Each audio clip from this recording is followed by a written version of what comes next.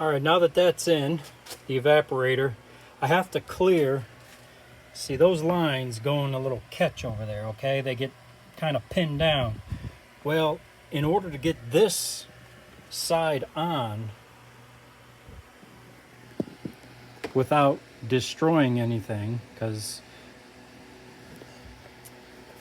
I don't know why they did this. Well, I have my own proclivities, but I took a razor, I heated it up, and I cut this off for a couple of reasons. In order to get this cover on, you have to stress those doors. And not only that, you have to stress the core. I'm not doing that.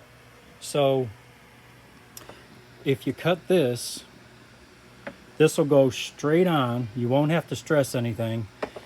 And then this bolt, or this screw hole right here, will hold this into place. And all you got to do is just tape over this or put some sealer over it and you're done. So that's how I'm going to do this. Because I do not want to break any of this stuff because it's getting hard to come by.